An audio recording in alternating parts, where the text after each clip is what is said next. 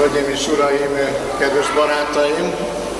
A Vajda Péter Művelődési Központ vezetése és a művészetpártolók, művészetbarátok nevében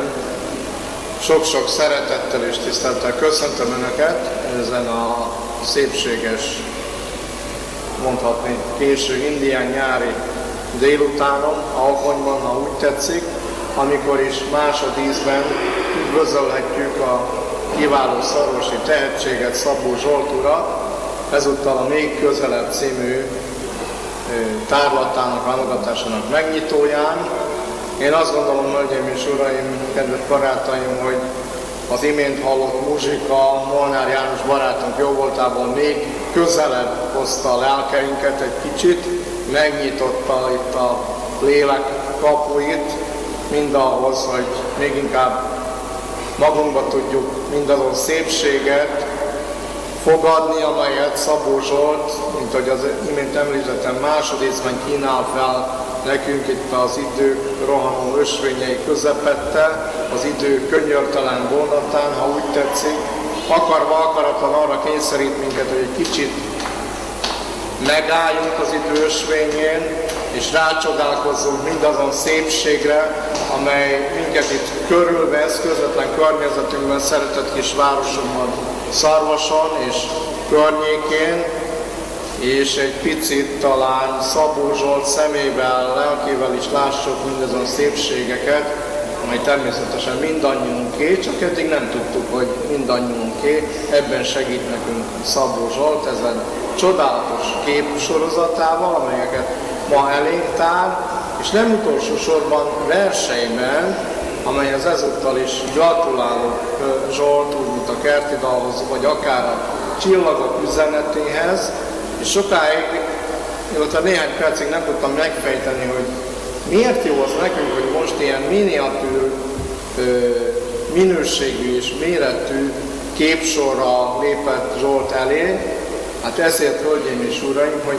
akarva akaratlan arra is rákényszerít minket, hogy ezen csodálatos tehetséggel megfogalmazott verseket elolvassuk, és még inkább rácsodálkozzunk a Mitrovszky kastély részleteinek szépségére, pompájára, vagy akár a Köröspart szépségére, akár a Ceres-szobor, vagy a Szarvas-szobor szépségére, a káprázatos művészeti érzékkel és tehetséggel észrevett és megragadott virágok egy-egy nyílásának pillanataira, vagy akár a felhők vonulásainak egy-egy ragyogó pillanataira. Tehát érdemes ezt a tárlatot úgy megnézni, oda settenkedünk, oda sétálunk a képek elé, és elolvassuk ezeket a nagyon-nagyon szépséges költeményeket, és ha már a költeményeket említem, akkor segítségül hívom minden idők egyik legnagyobb magyar költő géniuszát, Ady Endét, mert azon is tűnődtem, hogy miben áll Szabó Zsoltnak ez a titokzatos, sokszor szemérmesnek, vagy túl szerénynek is tűnő, mint minden nagy művész tehetsége, szerénynek tűnő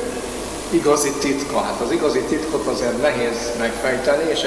a művészetben ez a jó, de mindnyájan elgondolkozhatunk ezen, és akkor most ténylegesen is mondanom végén idézem Ady Endét, azért is, hogy egy kicsit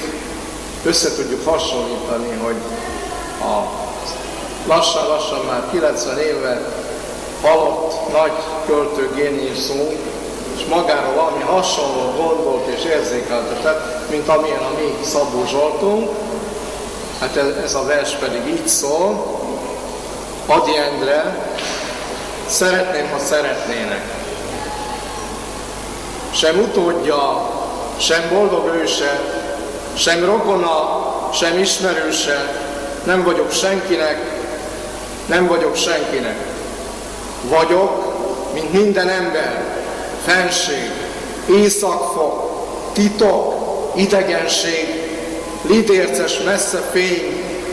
lidérces messze fény. De jaj, nem tudok így maradni, szeretném magam megmutatni, hogy látva lássanak, hogy látva lássanak. Ezért minden dal, önkínzás, vers, ének, szeretném, ha szeretnének, és lennék